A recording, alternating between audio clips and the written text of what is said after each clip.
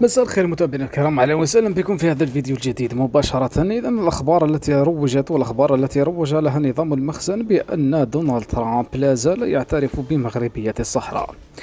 اهلا وسهلا بكم. قبل 4 ايام تحدثنا على زيارة مسعد بولس الى فرنسا وتأجيل زيارته الى المخزن لعدة اسباب. السبب الاول ان المغرب غير موجودة في خارطة الولايات المتحدة الأمريكية.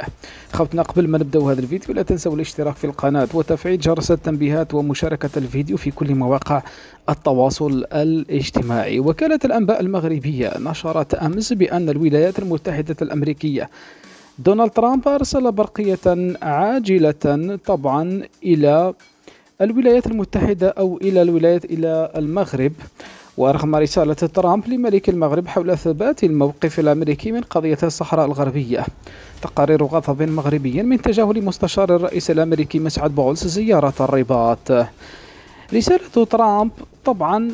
رسالة ترامب يؤكد بأن المملكة المغربية في مذكرته، لكن لم يضعها في الحساب، وأن زيارة مسعد بولس إلى الجزائر وليبيا وسوريا كانت من أجل قضايا مهمة جدا. متابعينا الكرام، رغم الأخبار التي تتحدث بأن الرئيس الأمريكي دونالد ترامب يؤكد على أن الصحراء الغربية مغربية، إلى أن هذه التقارير المغربية لم تعلن أي جهة رسمية بسبب استثناء المغرب من جولة مسعد بولس. لماذا تم استثناؤها؟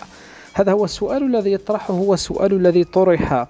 لماذا تم استثناء المملكة المغربية من هذه الزيارة؟ مسعد بولس لم يزور المغرب، وذلك لعدة أسباب. السبب الوحيد والسبب الأول أن الولايات المتحدة الأمريكية لا تعترف أصلا بزريبة زيارته إلى فرنسا، لأنه يعلم جيدا من يتحكم في سدة القرار في تلك الزريبة، وأن مسعد بولس متابعينا الكرام لا يريد أن يلتقي بالمخزن، وقام بإلغاء زيارته إليه. الرسالة التي نشرها طبعا نظام المخزني، والرسالة التي يؤكد فيها بأن المغرب أو أن الولايات المتحدة الأمريكية لا زالت تحافظ على علاقات طيبة مع الجزائر، أو علاقة طيبة مع المغرب، والشخصيات الكبيرة داخل الولايات المتحدة الأمريكية التي أيضا دعمت مقترح دونالد ترامب كله كذب في كذب. لو كان دونالد ترامب يهتم حقيقة بمغربية الصحراء كما يقولون لقام مسعد بولس بزيارة المغرب، لكن الحقيقة مسعد بولس غير تماما وجهته واتجه إلى فرنسا وتجاهل المغرب. هذا الحركة وهذا الرد فعل الذي قام به مسعد بولس شكل حركة غضب كبيرة داخل الرباط، ومن ما يؤيد ما يقول بمغربية الصحراء.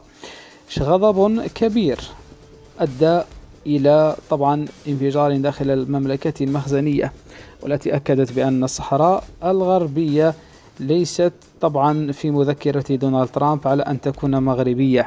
وهذا ما يؤكده القرار الذي اتخذه الكونغرس الأمريكي بإرسال المساعدات إلى الصحراء الغربية كدولة منفصلة تماما عن نظام المخزن. تحياتي لكم. إضافة إلى ذلك خوتنا، ما تنسوش اللايكات والبارتاج والتعليقات.